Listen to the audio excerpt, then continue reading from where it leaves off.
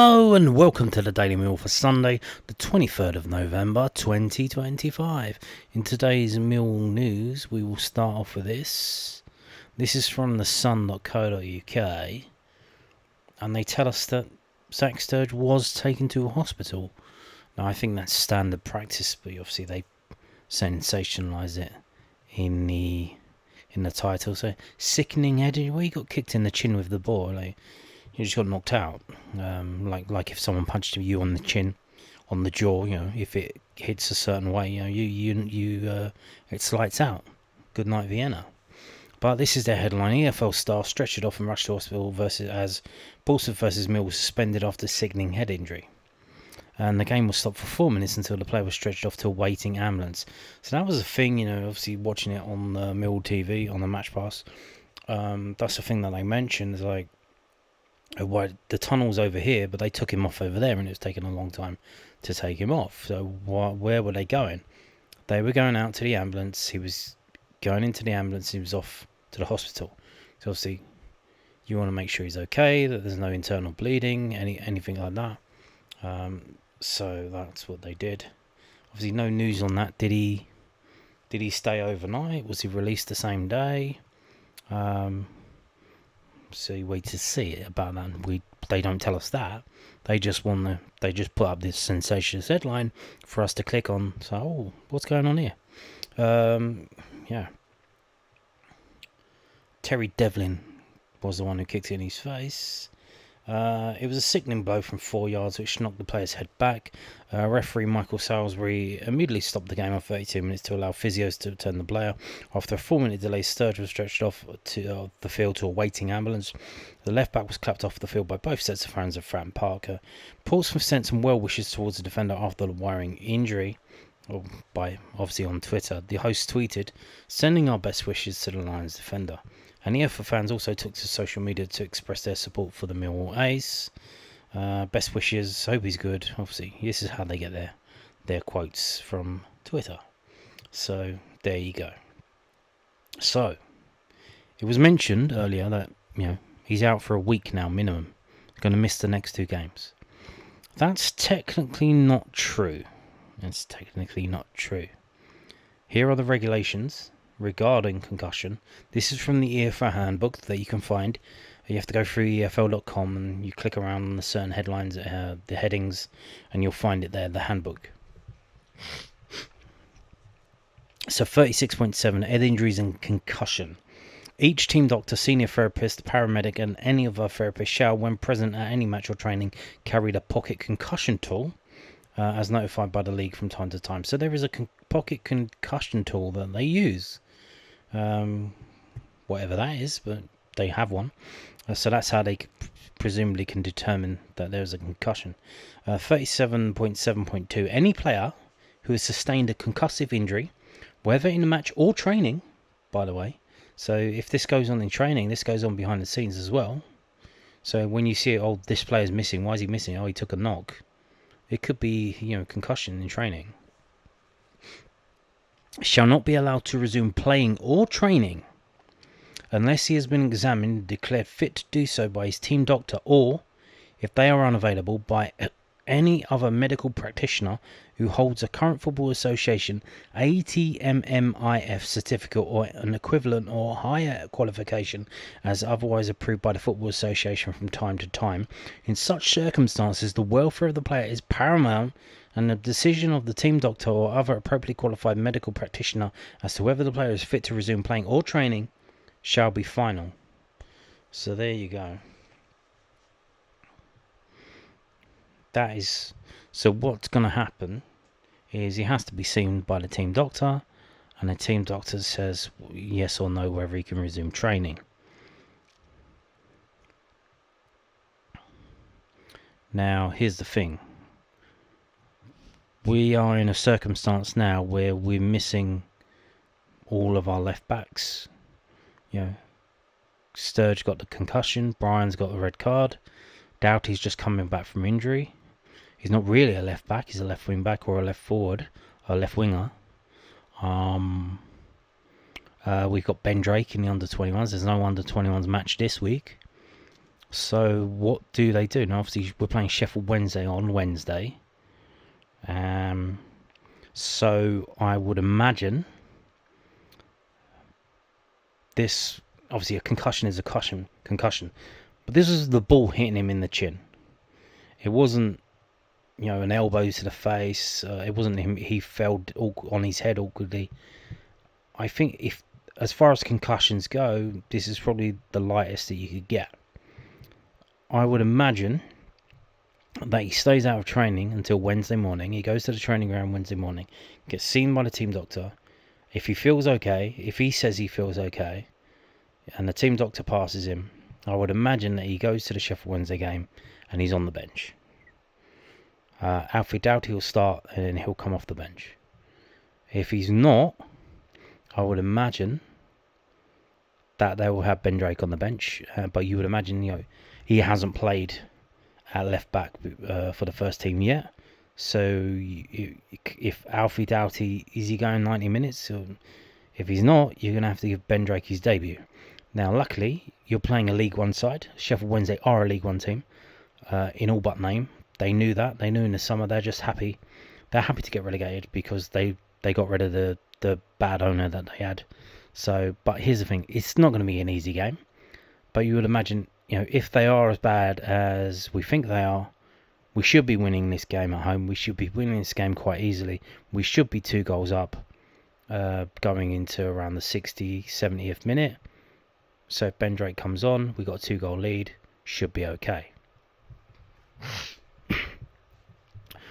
So we'll see about that. But them's the rules. It's not automatically a week.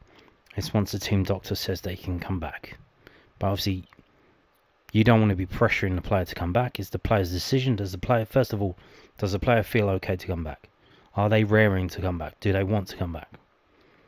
Do they feel okay to come back? Then they come in, and then you have to double check them. You have to get the team doctor to check them because they might think they're okay, but they're not. You need to make sure that they're okay. And if that's the case, then they can play.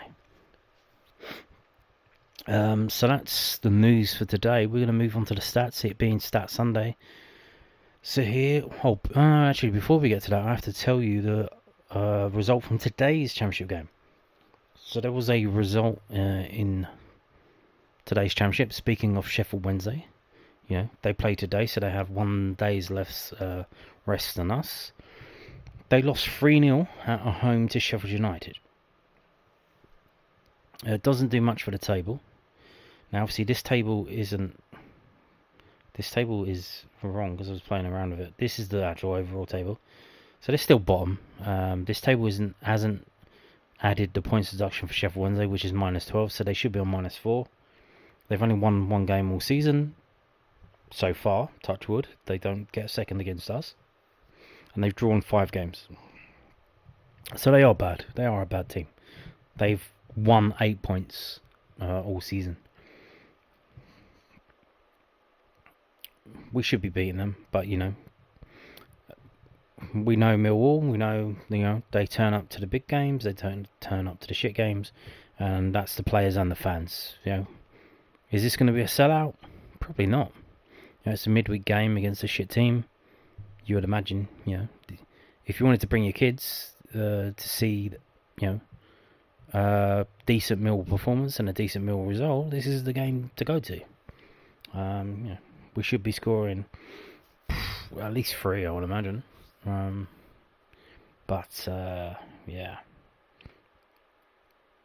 They've only scored 12 goals all season in 16 games. They've conceded 32, which is the worst in the division. So this should be a game to attend and see a decent Millwall performance and a decent Millwall result. Now we're going to move on to the stats from the game yesterday. Feels like a long old time, but it was only yesterday. So Millwall stole the ball often from the opposition, were effective at creating goal-scoring opportunities from set pieces, were aggressive, were caught offside often, committed a high number of individual errors. We played with width and we favoured long balls. This is from whoscored.com, it's their match report. So, attempts on goal, 16 to Portsmouth, 7 for Millwall, 12 to 3 open play. 0-4 set piece, 3-0 counter attack, and they got an own goal. Yes, Kramer was given an own goal against him for the ever so slight deflection, which I'm not sure about, but they gave it. So our 1 goal from 7 shots is a 14% conversion rate, and they had 3 from 16, which is an 18% conversion rate. So there you go. We were mostly going down the right hand side, but a little bit down the left as well. Shot directions, shot zones, action zones. Wow. A third of the game was in our third. A third was in our third. Player positions.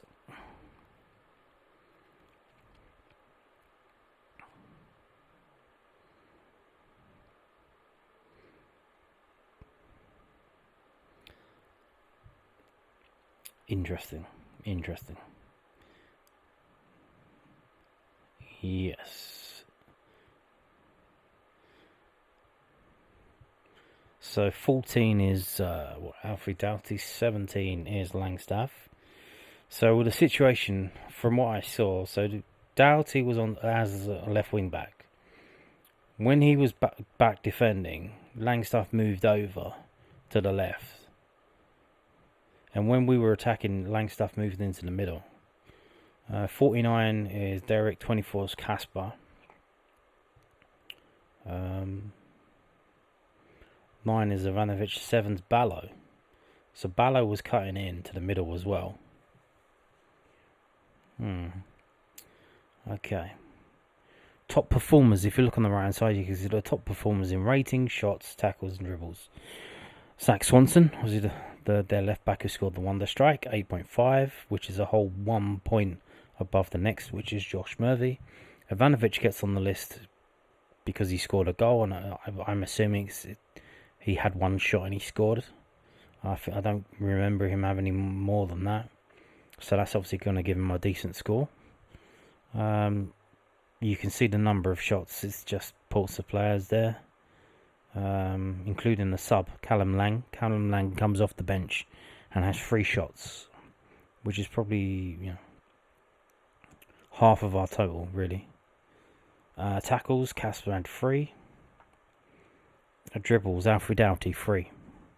You saw glimpses of it, Alfie Doughty, the quality. He played a 60-yard ball down the thing, and he managed to curl it into the run of whoever it was. Like you saw glimpses, and so you hope that we're going to see more going forward.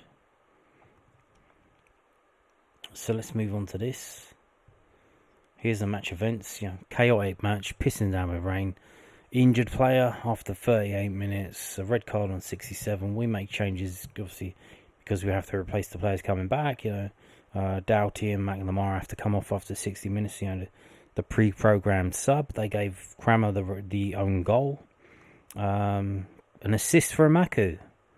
He's added, the corner kick routine to his Arsenal, and he's got another assist, so that's good. Getting something from Amaku, which is good. Good to see. And then at the end, concussion substitute was Negley for Ballo, which was a waste of time. Why didn't RBW come on? I don't know. Just a shit day all round, wasn't it? But if you look at the ratings, top left, top right, so it's 6.87 for Portsmouth. This is the average player rating for the team. 6.87 for Portsmouth. 6.25 for Millwall. Ignore the formation. This wasn't the formation that we played. That isn't that much of a difference in terms of quality overall for the squads in a game that's finished 3-1 to one team. And if you look, that's because, a few of their players got low scores. Smith got 6.3, Knight got 6.5, Dazelle got 6.2, and then Koznovsky got 6.4. So they weren't that good. The lowest rating for Millwall, Brian, obviously if he gets sent off, that's not good, 5.5. But of the starting players, 5.7 for McNamara, 5.9 for Sturge, 5.9 for Langstaff, Crammer 6, probably just because of the own goal. And then the good players, Doughty 7.1 and Ivanovic 7.4. Although, what score did they give a Maku? 6.8. See, got the assist, which is, the other players didn't really do that much. So, total shots 15-7. Now, you hang on a minute. You can say 15. I thought they had 16. I thought they had 16 attempts on goal. Yeah, one of them came from a Millwall player deflecting it, so that doesn't count. That wasn't a shot. It was they're counting as a cross that got deflected into the goal. So these are the players that had the shots for them. Their entire forward line. Murphy with 3, Sigurdzic with 3, Bianchi with 3, Swanson with 2. And for us, Doughty with 2, Ivanovic with 1, Langstaff with 1, Mazusaka with 1. The corner kick routine, that was very well taken. And McNamara with 1. So, possession, basically 50-50. Just a little bump to them. On the ball, the most for us, Caleb Taylor 5.8. And, Crammer was 6.2 actually. Then Taylor 5.8. But other than that, not really a game where you can get on the ball because of the weather, but obviously because they were chasing us down as well. They played kind of like us, really, pressing up front, causing turnovers of the ball. Pass success percentage 70-67, obviously because of the weather, but then Mazusaka 92, obviously did go off early. 92%, Taylor 84, Crocombe up to 41. Normally he's down in the 30s. Most keepers that kick long balls are in the 30s, but he's up 41. That suggests he took a few short passes. Ballo 47. Obviously, he's trying to pass it to someone that can't trap a bag of cement, who got 50%. Dribbles 2-6. Alfred Doughty dribbling forward. Aerials 134-20. Yes, ladies and gentlemen, Jay Cooper. When you miss him, you're gonna miss him. And we got almost 2-1 outdone on the aerials 1. The entire team of Portsmouth won aerial duels all over the pitch except for the keeper. Bishop with 9. Their forward won 9 aerial duels, ours won 7. And I imagine he lost a load as well. But Bianchi with 4, Devlin with 4, Paul with 4, Swanson with 3. So if Devlin, Paul, Knight and Swanson got, 10, 13? So if they won 13, that suggests that Ivanovic probably lost 10 aerial duels because they're going up against him on his own. So we'll see that when we get to FB Ref. Tackles 15-13. That's so obviously we had to do most of the tackling. Crammer with 1, Taylor with 1, Denor with 3, Ballo with 2. You've got your attacking player having to do tackles. Ballo. Corners 3-4. These are the players who won those corners. Dispossessed 8-6. Okay. Moving on to this. So how many shots did they actually have on target? They had 15 shots, 16 including the deflection, so 15. How many are on target? 2, 4, 5, 6, 7. 7. And they got the golden ratio. They got 15. Cut that in half, it's 7. Cut that in half, it's 3. Golden ratio. Never misses. Never misses. Our ratio. 7 shots. 2 on target. 1 goal. Again, that's just below the golden ratio. 7, 3 and 1 would have been pretty much the same. But there you go. So the only two players who had a shot on target, Mazusako and Ivanovic. He's one and only shot of the game. 27 touches of the ball. Ratings wise, we only had 2 players in 7, so considering Alfred Doughty was only on the pitch for 60 minutes, he got 7.14, which is the second highest rating. Ivanovic got 7.37, obviously scored a goal from one shot. And then Amaku, who came on and only had 30 minutes on the pitch, because he's the only other player that did something else. He got an assist. From 14 touches of the ball, got an assist, 6.82. Caleb Taylor, similarly decent game, 6.64. Max Crocombe, 5th best player with 6.35. You imagine, hang on, we conceded 3 goals. They had a lot of shots on target. That means he probably saved a fair few. Kundal, again, number 7, he came off the bench. He got a better score than the player that he replaced, which is down here at the bottom. Obviously, the worst rated player was the red card player, 5.35. 5.53 for Joe Bryan, 5.69 for Danny McNamara, 5.86 for Zak Sturge, 5.88 for Langstaff, 5.9 for Negley, Crammer down at 5.97. I imagine that's just because of the own goal probably knocked him a whole point off. Danny Kelly 6.05, Wes Harding 6.13, and Mazusako. So Kundal, I thought he did well when he came on, and the score probably proves it. 6.28. He kind of held on to the ball a bit more. Helped pass it around. So I do wonder if we'll see him start in the next game. Where am I going? Go here. So we were offside a lot. Ivanovic with 2, Amaku 1. Defensively, 3 tackles from Denor, 2 from Ballo.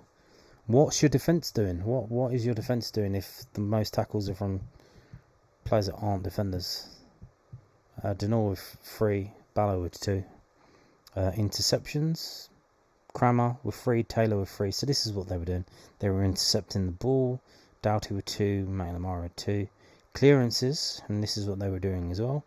Crammer with 8. Taylor with 6, McNamara with 3, Joe Bryan with 3. So Joe Bryan, before he got sent off, had 1 tackle and 3 clearances. Block shots, all of these. So moving on to this, fbref.com, you can see in the middle of the page between the 2 club badges, the XG was 1.4 to 0.5. So that suggests 2-1, either 2-1 or 2-0, but the score was actually 3-1. As you can see, own goal, Tristan Crammer, 51. They gave it to him as an own goal.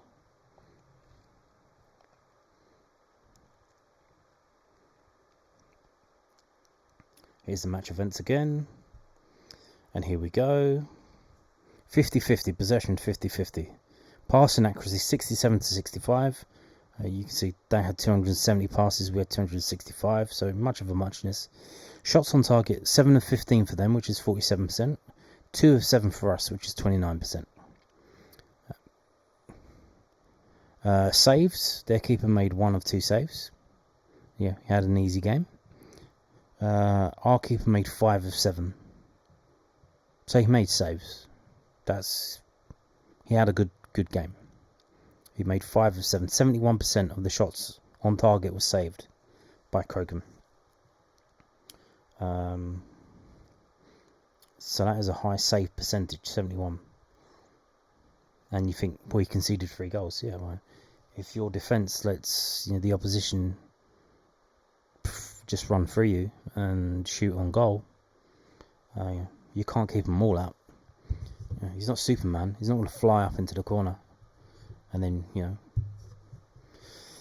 Fouls 10 to 12, corners 3 to 4, crosses 28 to 12, touches the ball 527 to 531, tackles 15 to 13, interceptions 9 to 12, aerials 134 to 20, clearances 27 to 32, offsides 3 and 3, goal kicks 5 to 11. So that's obviously them shooting the ball going wide. Throw-ins 29 to 39, long balls 91 to 99. Yikes! So that was yeah, you can see the quality of the game. I mean, it's not a game for short passing in that weather. You're just pumping out long. But they had a decent striker up front, and we didn't. If we go down to the Millwall section, what are we going to look at first? So, yeah, much of a muchness, basically. Like, we had the 0.5 xg was split equally between. Well, look, is that 5 players? Ivanovic, Doughty, Langstaff, and Danny McNamara. Shot creating actions. So basically, the most attacking player, because their movement allowed a shot to by the team. Casper Nor with 4, Doughty with 3, Kramer with 2. Again, what are your attacking players doing? What's Ballo doing? What's Langstaff doing? What are they doing? Your most attacking player is Casper Nor.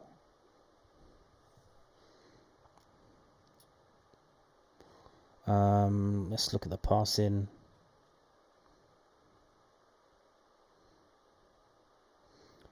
Okay. So this is interesting. Alfie Doughty, total distance passing 570 yards, 215 of that was forwards towards the opponent's goal line. 67.6 completed percentage, 23 of 34. But that is a huge number. 570, 215 forward. Now see, if you're a defender and you lump it long, that's going to be forward. But I don't think he was just mindlessly lumping it forward. Really, was he?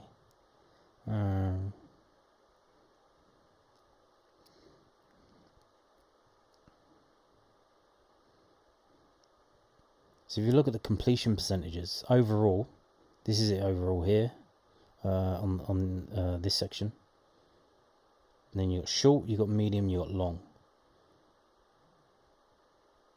So again, 50-50 on your short passing from Ivanovic, from Casper.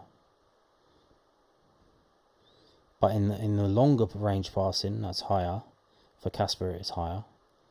And long passing, that's back to 50-50. But, Ivanovic, 53.8% completion on his short passing, 40% completion on his medium passing. If you don't know what that is, that's between 15 and 30 yards. Man, like I said, he can't link up play. You give him the ball, you're giving it to the opposition. You might as well just kick it to the opposition and run at them. You probably get more luck. Man.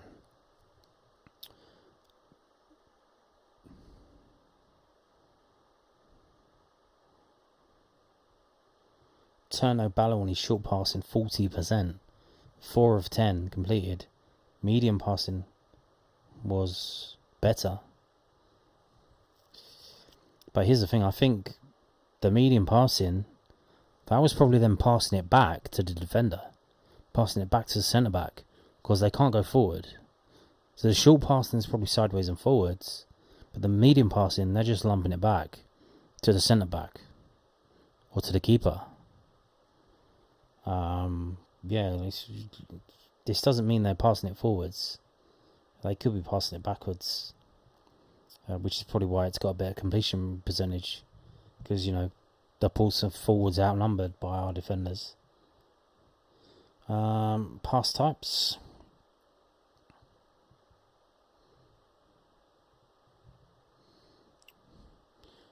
Defensive actions.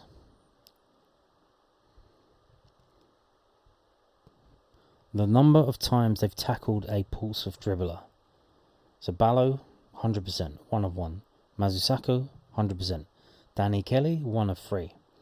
Yeah, he had to go to left back once he came on, and Brian got sent off. Wasn't, obviously highly unexpected. Like, shit, I'm now playing at left back, and he had a rough time with it. He lost 2, but pretty much everything else is 100%. They didn't really dribble that much. One entire tackle in the attacking third, Langstaff. 4 in the middle third. Only 4 tackles in the middle third. Only 4 tackles. I think that's ridiculous. Where's Portsmouth? So defensive actions. Let's see what they did.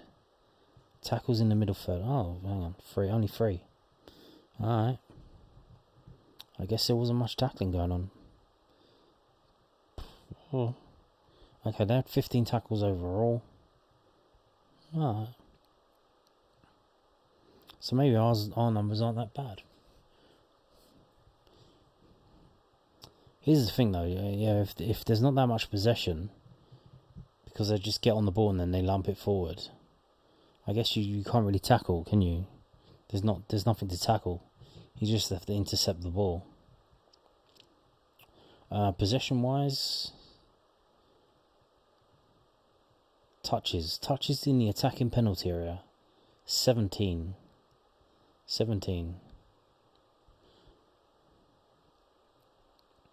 Take-ons.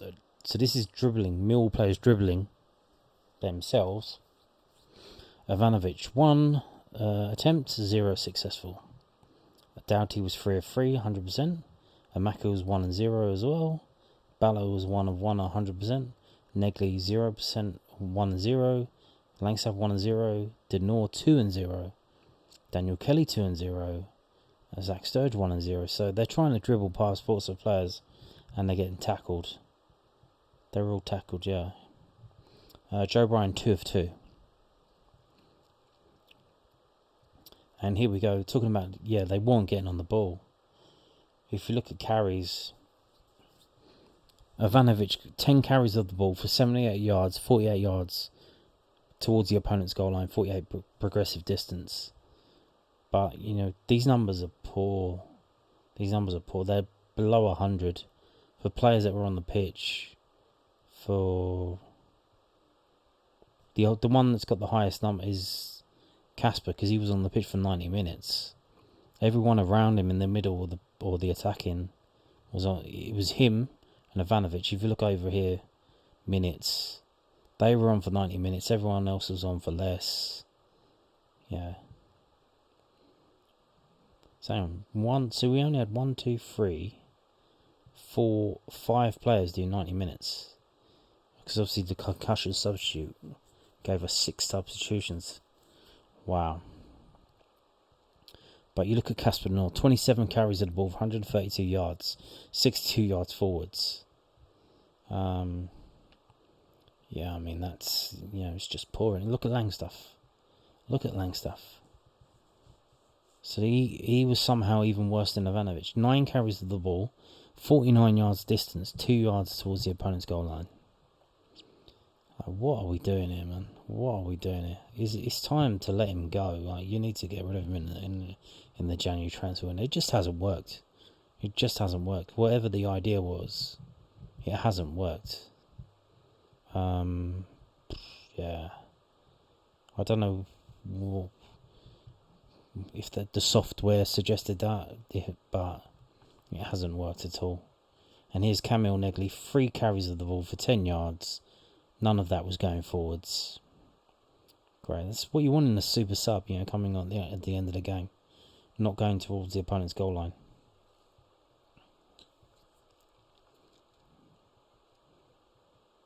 Just poor around there. Just really poor. Really, really poor. But you look at Alfie Doughty, so obviously he was dribbling forward. In terms of progressive yards, he had as much progressive distance as Casper Denor, and he had less carries of the ball and less yards total. 16 carries of the ball, 87 yards, 62 yards forward. So he's the most attacking player. Dribbling past players, 3 of 3, 100%. Miscellaneous stats. So, Ivanovic won 7 aerial duels. How many did he lose? He lost 8. So he lost more than he won, which is 46.7% win rate. And Imaku was actually 100%. 100% for Imaku, 2 of 0. Everyone else is just, here we go. Langstaff, 1 of 4. I mean, you're telling me RBW is not going to be putting up better numbers than Langstaff? Whatever the plan with Langstaff was in yesterday's game, which is hard to understand what they wanted him to do. You're telling me RBW can't be putting up better numbers than this? Fucking hell, man. Zak Sturge, 1 of 3. Caleb Taylor, 4 of 3. Kramer, 0 of 4. So this is the thing, aerial duels. You take out Jake Cooper, and especially, in that game, the weather, that facilitated all the long balls, and you're missing Jake Cooper. It's a double whammy. If it was a normal game, normal weather, maybe they would have played it on the floor a bit more. Might have gotten away with it. But because of the weather, they were pumping it long, and we got found out. Kramer knew. Why is Kramer not won an aerial duel? He normally wins as many or slightly less than Jake Cooper. And he's just fell off. 0 and 4. Just piss poor all around, really. Mazusaka's 2 and 1. So how many with more than 50-50? Imaku, 100%. Mazusaka, 67.7%. And Caleb Taylor, 57%. Everyone else, fucking useless. So let's get down at the keeper. Obviously had a rough old time. Shots on target against 7, goals against 3, saves 5. Save percentage 57.1. Hang on a minute. How does that work out? Again, that's possible because one of the shots on target against him, which isn't listed here, was the Kramer deflection, which isn't included. So it would have been 8. It would have been 8 and 3, which would add up to 8.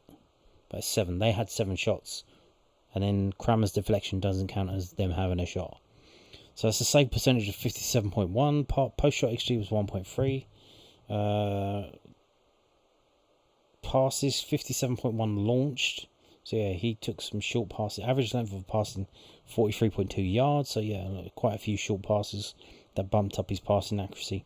Goal kicks, 81.8% were launched long, 11 of those. Average length was 64.5 yards. The opponents crossing into our penalty area 17. He came out and stopped one of them. That was 5.9% stop rate. Outside penalty area involvement was number 1 of those. Average distance from the goal line was 19 yards. 19 yards. And here we go. This is a list of all the shots in the game. We had the first shot. Left foot, 29 yards. Alfie Doughty. Blocked. They had a shot saved, shot off target, shot blocked, shot off target. Then they scored the goal. 25 yards, right foot. 3%, so 0.03 is 3%. It jumps up to 21% after he shot it. And then they had a shot saved, and then there's quite a gap until the next shot, which is from us. 24 minutes, 40 minutes. Yeah. This is Mazusaka right foot volley from the corner. That was a corner, 21 yards, saved. Then they had a shot blocked, and then Alfred Doughty shot off target. Half time happens. We have the first 2 shots, and then the shot listed. The goal isn't listed here, but it was on the 58th minute, wasn't it? So it's not listed here on the list of shots because it was counted as a cross that got deflected in. But it's after that one there. It's on the 58th minute.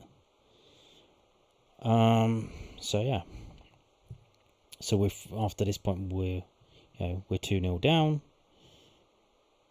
Saved off target. How can the shot be saved off target?